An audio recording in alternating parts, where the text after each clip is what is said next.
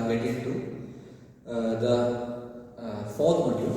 Okay, so now we are going to discuss about fourth module. And what all things are there in fourth module that we are going to learn. Okay, fourth module consists of mainly three parts. One is the high voltage DC part. Then we are going to study about fans devices. Then the third part consists of distribution systems. Distribution systems. Okay. So these are the three parts in the fourth module of power generation, transmission and protection. High voltage DC, as we are talking about DC systems instead of what our conventional AC systems. So that is our first topic. Then about fans mean flexible AC transmission system. Flexible AC transmission system. So that is what is meant by fax system, and there are fax devices which we use to control our which brings about some change in our conventional system. Then about the distribution systems, that also we will discuss. So these are the three topics that we are going to discuss. The first two topics mainly, I think you are learning power electronics, and using power electronic devices, we are making some very interesting change in the conventional system, so that we will be having some advantages when it comes to HVDC as well as fast. So that is what we are going to particularly discuss in this module. Okay. So let us start with the high voltage DC part, and before that we have to compare like why we are using DC instead of AC. Like we have AC and DC, and frankly saying, first we were using DC, right? Like the first Edison's power system network, that was DC, and we were using DC for a long time. Then we changed it to AC because of the invention of transformers. I think you all know the story and all. So now we are again coming back to the DC. Why is that so? Like if you just technically see, when I am talking about transferring power in AC, it is given by what Vs or what V to I into cos phi, right? So a power factor is involved in transition, and or if it is three-phase system, it is given by what root 3 VL IA cos phi. So there is a power factor involved, and this inductive reactance and capacitive reactance, these all things comes into play. You have skin effect or you have Faraday effect. We discussed about this earlier. So these all things come into picture when you are using in AC system. And in DC, it is just what this voltage and current, right? V to I gives you power, and there is nothing like skin effect or Faraday effect in case of a DC. So and we will be able to transfer more power. And in the first module, in the second module, we also talked about inductance and capacitance between the transmission line. And because of all these things, we should have something called as right of way, right? We should have something called as right of way between the transmission lines when it comes to AC. But even that also will become lesser when it is a DC. Like for a DC line, we don't need what? We don't need a three-phase system. If this is our rule and we have a DC line, then what? Maximum we need only two conductors to connect a load. But and it is economical also. But when it comes to AC, we normally go for what? Three lines. Since it is three-phase system. So these all, because of these all things, we are coming back to HVDC. We are getting into HVDC, and we will discuss it into more. For that, let us first put out a comparison between AC and DC. Okay, let us take a comparison between AC and DC.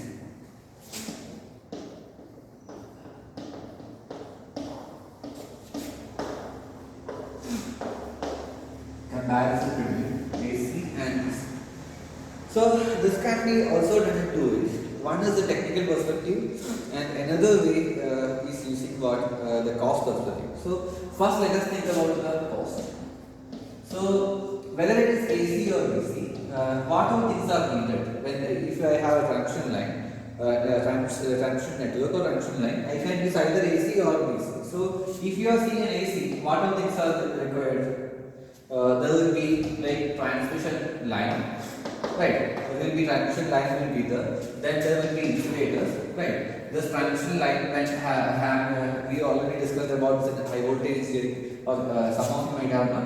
Transmission then at every tower you have insulators, then you need towers, right, to be constructed. So these all things will be there in an AC system. Similarly, this all things will be what there in DC system. But apart from that, major difference is in terms of the terminal equipment. In terminal equipment means if you have a DC system, if you have a DC like this, then maybe you have to here you will have a converter, right? You are studying power electronics, and there will be a converter at each end of the line. Like one rectifier will be at this end and another rectifier will be at the other end. So these terminal equipments are needed in order to convert the existing AC into DC and then transmit to the another level. Again, what we will have another transformer DC and a converter to get into the another level. So this rectifier inverter unit or the converter unit will be present. So, converters will be present on the two sides. On the two sides of a transmission line, which is different in the case of AC. In AC, we have only one transmission lines. That also when we have a generator or a load to connect, right? Like so, and we will have circuit breakers and all. That is quite similar in both of them. But major difference is what the use of power electronic converter at both ends in order to convert it or change it from what AC to DC. Okay, so that is the main difference when it comes to DC supply, that you will have terminal equipment, and these terminal equipments are comparatively costly. But when it comes to other equipments, like what in between whatever equipments are there, like transmission insulators and towers, you can see that in AC, as you can see the case of transmission line, then what you need at least 3 conductors. But in case of a DC line, you only need what 2 conductors. And when it is insulators, insulator should be designed so that let us take that your line voltage is VL. Okay, it's some voltage of let me say 11 kV. So at what voltage you should design your insulator? When I say 11 kV insulator, you should design your insulator so that it should withstand what the maximum peak value. It's what √3 times here. Right. So this is what if it is lying to neutral value, then what? Let me say this like some 10 kV. Then what? √3 V √3 V phase value. That will be the maximum value that will come across your insulator. Right. So this is your tower, and if conduction is going like this, then what? You should design the voltage value to be what? √3 times. Even though your RMS value is only V phase, you should take it up to what? √3 VPH value when it comes to the design of an insulator. But in DC, whatever voltage you say, like you are planning for 1000 kV DC, you have to only make an insulator for 1000 kV only. But for the same voltage level, right? RMS means that will tell you how much power is coming. So the same value of DC voltage only will be there. But in case of an AC, if it is 1000 kV, then what will happen? √3 times 1000 will be the designed value of insulator. So cost of insulator will increase. So when you see these things like transmission line insulators and towers, that will be comparatively their cost will be comparatively higher in DC, and their cost will be comparatively lesser in DC. But when we see terminal equipment, in case of an AC, the terminal equipment mainly used is what? You will have a transformer that is even there in DC also, and apart from that, you might have some reactive compensations, as well as inductive compensation or inductive reactors. Reactive compensation means what? Mainly it is capacitors, right? And inductive reactors are also used so that you can under light load condition you don't have over voltage. So because of that, these are the main terminal equipment in case of an AC, and they are not that costly. But when it comes to DC, your terminal equipment is quite costly. Okay. So in a cost perspective, if you see, this is the length of the transmission line, and this is the cost. If I write it like this, length of transmission line and cost. Okay. So in case of a DC, okay, I am marking blue is for DC. So in case of a DC, as I said, length means what? Length at 0 means length at 0 means DC line without any length, or AC system without any length, then you will only have your terminal equipment, right? So in case of DC, you have a terminal cost value, and in case of AC, it will be much lesser. As I said, because converter cost is quite high. Then what? Then the other equipments which varies with the length. That is why I am plotting it against length. With respect to length, if you plot the cost for insulators, cost for conductor, or cost for insulators, that all will be higher in AC and it will be lesser in DC. And it will be increasing with respect to length. Means your length increases, your number of towers increases, your conductor length will increase, and your number of insulator needed will increase. So with respect to length, your cost will increase. So, but in DC, it will be comparatively having a lesser slope like this. And when you take an AC, red is an AC. So when you take an AC, what will happen? Your slope will be much higher, but your terminal cost will be lesser. Right. So this is for what DC, and this is for AC. In case of a DC, your terminal cost, your initial cost, the terminal equipment cost will be higher. So that is why it starts from here. And for the same AC system, the terminal equipment cost will be lesser. But then as your length increases, AC will require more cost, and DC will require lesser cost with respect to length. So that slope difference will be there. That is why they will meet at a point. Right? What means below this line, below this point, or we call it as break-even point. Right? Just the break-even point. So below, this is the break-even point, and below the break-even length corresponding to this point. So below this line, what will happen? Your AC is economical, and above this line, your DC is economical. Understood? Why? As the cost perspective, your AC cost is lesser compared to DC cost, and above this line, your DC cost is lesser compared to AC. And this break-even distance is calculated as around 500 to 800 kilometers, depending on your power levels. So this is about the cost perspective, that your DC is much more reliable when you are talking about a particular higher length, and we are only talking about overhead transmission line on this. Okay, so that is the cost perspective, that DC will be economical when your length is above some particular point. That is why it is used to, or high voltage DC transmission is used for very long transmission line, rather than for a lower length of transmission. So that is the first point. Now let us go a bit technical. For that, I want you to, we already discussed power flow in the last module or in the last class. Now, for a transmission line, I am going to have an approximation here, like this. So, you have a transmission line between two buses, and let me call this one as the sending end and this as the receiving end, and you have connected some load here. So that your current is flowing like this. So this is your I sending end or I receiving end. So this is what a series line. So you are considering like this, and I am only considering the inductive reactance of this line, not resistance. Why? Because I am just neglecting it, because that resistance is going to be very less. In a transmission system, your X/R ratio will be very higher, and distribution system will be different. That we will discuss when we are discussing distribution system. So in such a line, this is Vs and this is Vr, and these are having angle. These are what complex already, so these are having angles also. Let me take Vr as a reference, and Vs at an angle of delta. Okay. So we are having an inductive load, and we are having this inductive reactance here, so that in this thing your current will be what lagging. Right, current will be lagging to, even here if you take current will be what lagging. So let us draw the phasor diagram.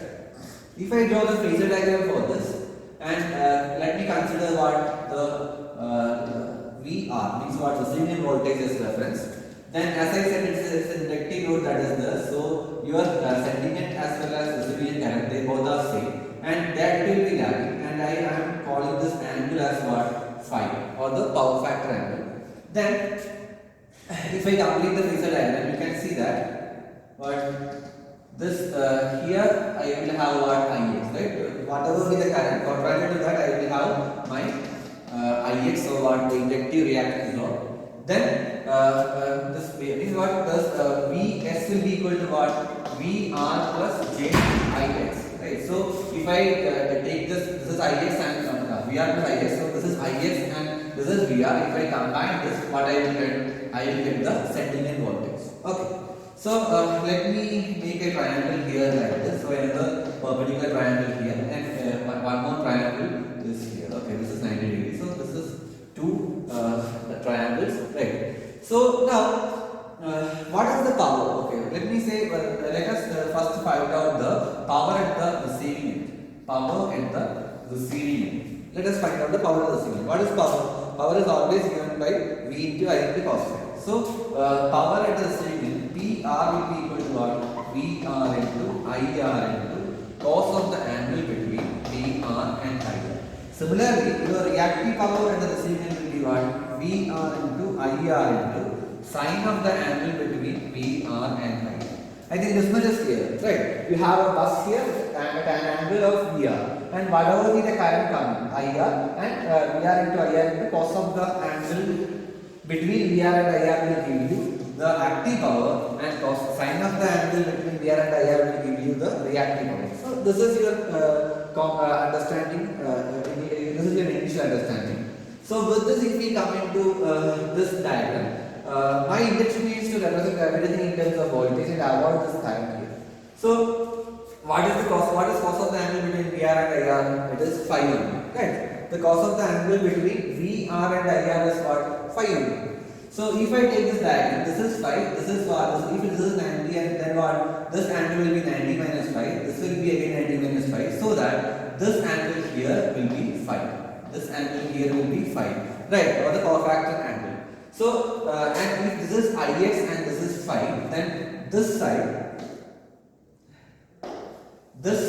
here, this side will be given by what? Ix into, this is phi, then if this is Ix into cos phi. Right? Am I right? This is Ix into cos phi. And this is what? This is cos phi. So this is Ix into cos phi. And if I take this triangle, Vs and Vr, what angle is this? Vr is an angle of 0 and Vs is an angle of delta. So that this angle will be what? Delta. Right? So now in this triangle, this part, this line will form it is common to this triangle having Vs and this triangle having Ix. So what will be Ix cos phi? Ix cos phi means what? This side, that will be same for if this is Vs and this is what? This is perpendicular sides, and if this is Vs, then what will be this in terms of Vs? If this is Vs and this is delta, then it will be equal to Vs sin delta. Right? Ix cos phi will be equal to Vs sin delta. Similarly, what is Ix sin phi? Because that is needed when I am going to calculate the reactive power. So what is Ix sin phi? Ix sin phi is this side. Ix sin phi will be equal to this total length minus our Vr. What is this? This is Vr only. So total length minus Vr. This is Vs and its projection is here, right? So if this is Vs and this is delta, this much. The total length up to here, that will be given by what? Vs sin delta. Sorry, Vs cos delta. So this is what? Vs cos delta minus what? Minus our this length. So that is V1. Right. So we are going to use these two equations. We are going to substitute this part here. Okay. Let us see. Now I am erasing the phasor diagram. So I don't need that. Now another confusion. What will be receiving in power? Already I have my VR here. Then what? If this is Ix cos phi, what I have IR into cos phi. Right. So X will go to the other side, and this will become Vs sin delta divided by X, or I can just rewrite it as Vs Vr by X sin delta. That is my active power. Similarly, if you substitute reactive power, what you will get? Vr, right, into what is IR? IR is IR sin phi. What it is? This IR sin phi is what? Vs cos delta minus Vr divided by X. Right. So if I rewrite this one also again, what I will get? I will get it as Vs Vr by X cos delta minus Vr square by X. Right. So these are the equations for active power and reactive power, where the similar equations we have already derived in your power flow in the last class. So if you in case of B, if you substitute X and make the similar arrangement for alpha and beta, you will get the same equation. Okay. These are the equations for what? Active power and reactive power. And it depends on what? It mainly depends on if you take the active power, then what will happen? If you take active power, what will happen? You will get a sinusoidal, right? With respect to delta. This is called as what? This is the angle between Vs and Vr, and similar angle is the what? If you have a generator, this is also called as load angle. So it will be a sinusoidal wave, sinusoidal like this. So I am drawing the first half of it, and this will be the active power. The maximum value of active power will be what? VSVR by X. Okay, and this is called as steady state stability limit. And there is another point that we cannot go above this power value in AC system, or in an AC system. It is always dependent on the power system stability. That you know that you are using a synchronous generator, and this delta will reflect inside this generator also. As that you might have learned as what the load angle or the rotor angle, right? So that will reflect on the rotor angle, and it cannot vary to a higher extent. Right, it's a synchronous motor is runs at a particular synchronous speed, and there you cannot have much variation on the rotor angle. That is why you cannot operate it above this particular value. Right, here itself delta is at 90 degree. You can never go at a value like that and operate synchronous machine continuously. You have to operate at a lesser value. So and whenever some disturbance occurs, your delta will vary, and it should have enough space to vary. So that particular, so it will be always operating at like 30 degree or below, like 20-30 degree and down, not above that under normal conditions. So in AC system, you have this power system stability issue. Like you may think that you can go up to here, but really you cannot go up to a higher, up to this maximum point when you are transmitting power. You can operate at a comparatively lesser point, because you have to consider that your system is going to have some stability issue due to that. So that is one point. And when it comes to DC, the main thing is that you are going to avoid this. Like we have a conductor. What is the power transfer capability of the conductor? It will only depend upon the thermal limit. It will only depend upon the thermal limit. Like your transmitting current, as your current increases, then what as your current is increasing, then your temperature of the line also will increase. So it cannot hold above a particular value of current, so that your transmission line conductor thermal stability, the thermal limit will go, it will break the thermal limit, or then afterwards your conductor will be deformed or will break. So that is what is meant by thermal limit, and up to that point, really you can load a transmission line conductor. Okay, in case of DC. But in AC, like even though your transmission line is able to carry 1000 ampere, or your transmission line is able to transmit like 500 megawatt, in DC it is able to carry. But in AC, what will happen? In AC, you have to limit it by the power system stability. So really, so that thermal limit. Up to thermal limit, you will not be able to load your AC transmission line conductor, because already your power system stability problem will come. But in DC, you will be able to transmit it because the power system stability problem is not arising. Okay. Now, let us find out our AC and DC comparison. Sorry, AC and DC comparison. So here let me write AC, and here let me write DC. So what is the first point?